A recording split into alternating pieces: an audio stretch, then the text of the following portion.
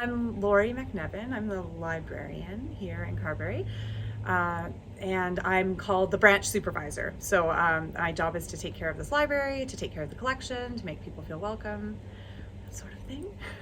The amazing thing about getting money from the foundation is that it's allowed us to do things that we wouldn't normally be able to do without with our regular funding, right? So, our funding covers books and supplies and things like that. But if we want to do new projects like, have a 3D printer or do things that, that pull people in or, help us serve the community in different ways that aren't really part of normal library services, we can do that using the foundations. A lot of the projects that we've done have really made the library kind of an interesting place for the community to go, right? Like not just a place where it's like, oh, I go here to get books, but I go here to, to meet my friends or to learn new things or to, experiment with new technology or things like that. And so that's been the most exciting part about it.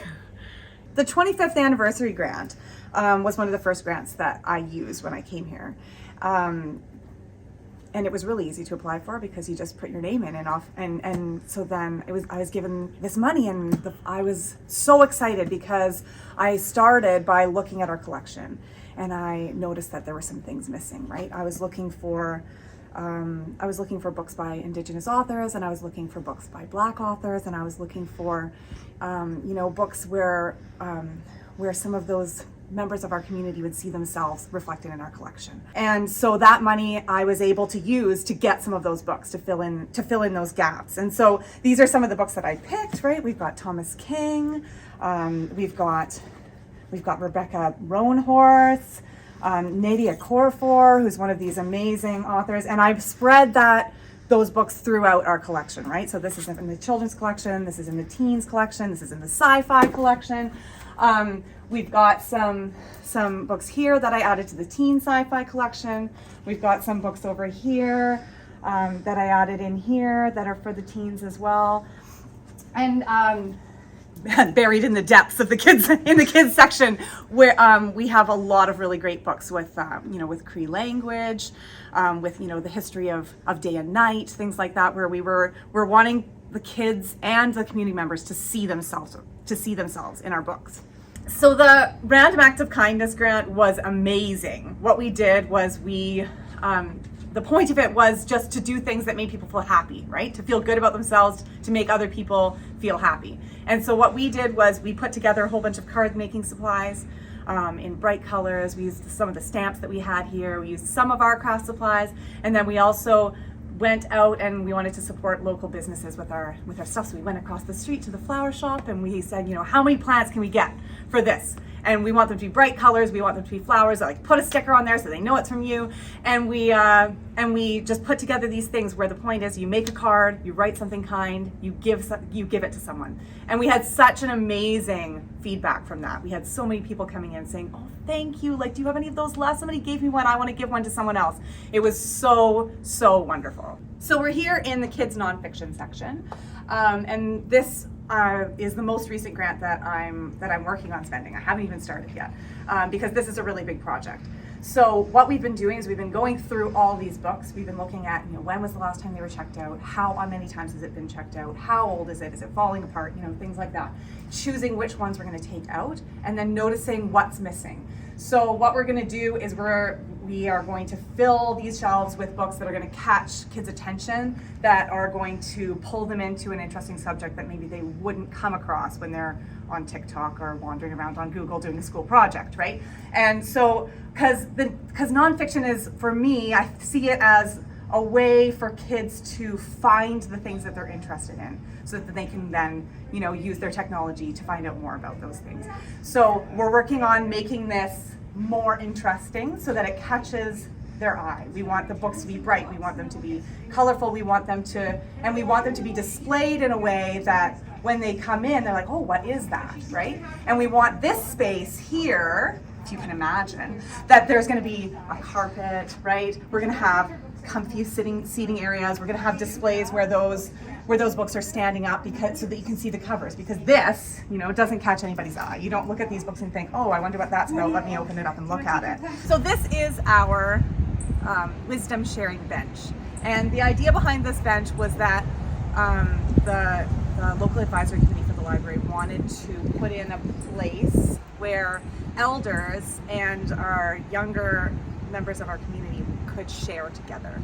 So the idea of this bench is they wanted people to be sitting together and communicating together, talking to each other, sharing stories. And this bench has been amazing because it's the only bench on this whole side of the street, right? So it gets well used. The coffee truck comes and everybody sits, and the kids sit there and they talk, and they talk to the other people who are sitting, who are resting as they're walking down the street, and it's a wonderful, wonderful addition to the community. And this has been by far the best thing that we've added to this library. This was my idea. I was like, let's get a 3D printer. And people are like, really? Why would you want a 3D printer? What even is that? Why would you want that in a library? And the best thing about this 3D printer is that it has been bringing in so many people because they just want to see it, right? And I've had kids come in, I've had teenagers come in, and I've had all levels of the community come in here who are interested. They want to know how it works. They want to know, I can't believe this is here. People who come down, stop in town on their way through, they come in and like, you have a 3D printer? This is such a great library, right? And so this is really changing the way that people are thinking about this space, which is what I was going for. And the amazing thing about it too is that once those people come in, then they're like, oh, it's really bright in here. It's really cozy. I love the plants. Like, oh, you have couches. You have free Wi-Fi, right? And so that's one of the amazing things is that it brings people in, and then they realize all the other things that we have. Look at this lizard. Do you not want to play with this lizard? Once those people come in, what they do is they stay, right? So, the kids who, when I went to their classroom and talked to them and say, hey, we have this 3D printer, you should come check it out. They come. And then now they come every day at lunch, and they sit and they use our Chromebooks, and they use our iPads, and they use our Wi-Fi, and they ask for books, and they're like, oh, you have ebooks, and we go down this whole rabbit trail of them discovering all the things that we have. We're in our cozy study corner, which some people don't even know that we have this, but this is a place where people come to, they'll sometimes bring their own laptops, but we also have Chromebooks and iPads, which we bought with the Carberry Area Foundation grant.